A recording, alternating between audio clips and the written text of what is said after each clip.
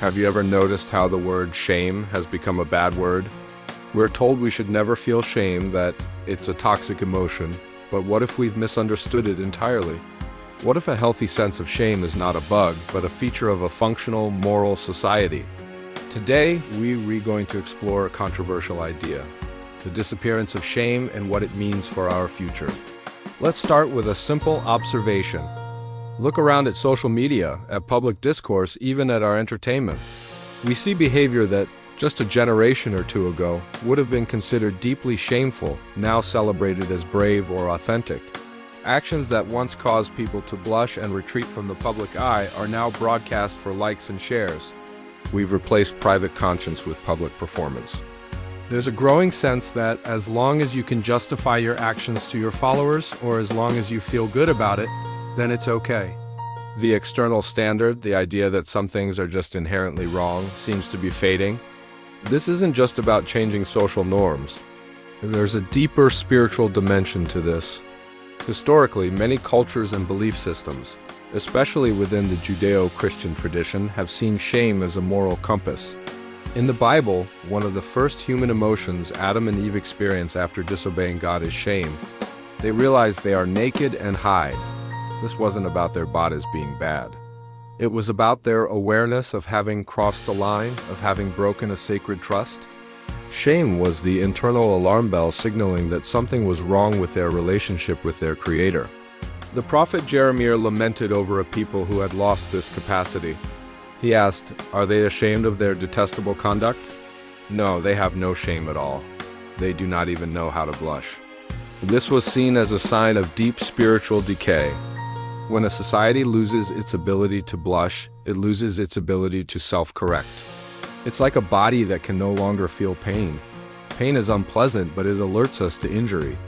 Similarly, shame, while uncomfortable, alerts us to moral and spiritual injury. So what happens when God is removed from the equation? If there is no higher authority, no ultimate lawgiver to whom we are accountable, then who sets the standard for right and wrong? The answer, increasingly, is I do. Morality becomes entirely subjective. What's right for me might not be right for you, and who are you to judge? This sounds liberating, but it's a recipe for chaos.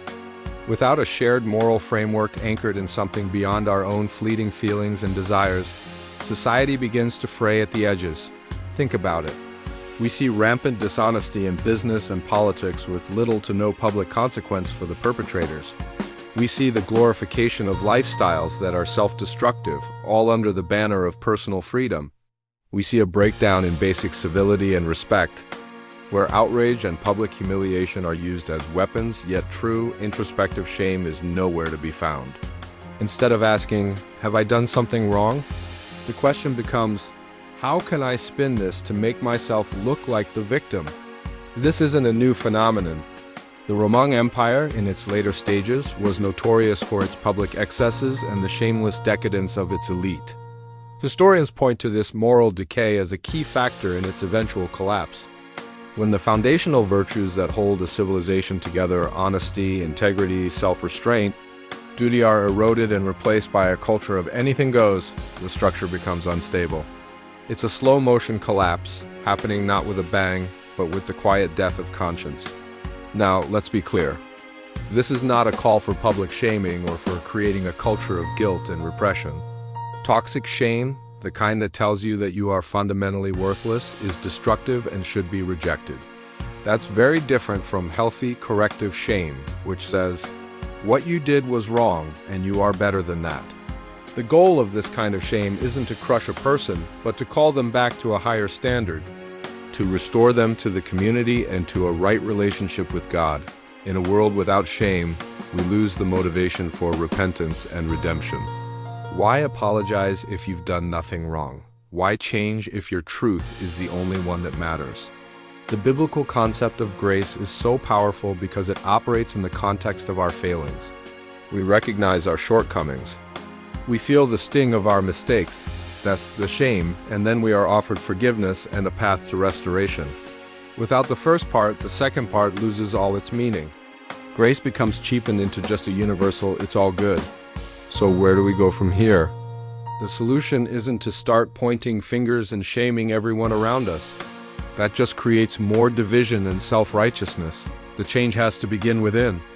It starts with us, individually, reconnecting with a transcendent moral order. It means asking ourselves difficult questions. Are my actions aligned with timeless principles of goodness and truth? Am I living for more than just my own momentary gratification? Am I accountable to something or someone higher than myself? It means cultivating a soft heart, one that is capable of feeling the appropriate sting when we fall short. It means teaching our children the difference between right and wrong, not just based on what feels good or what is popular, but based on enduring virtues. It's about rebuilding our moral vocabulary, where words like honor, integrity, and yes, even shame are understood in their proper life-giving context. We are standing at a crossroads. One path leads to a society of shameless individuals, each pursuing their own desires, a path that history shows leads to decay and collapse. The other path is a harder one. It's the path of humility, accountability, and the rediscovery of a moral compass that points to a truth beyond ourselves. It's the path of relearning how to blush, not in toxic self-hatred, but in the healthy, human recognition that we are called to be better.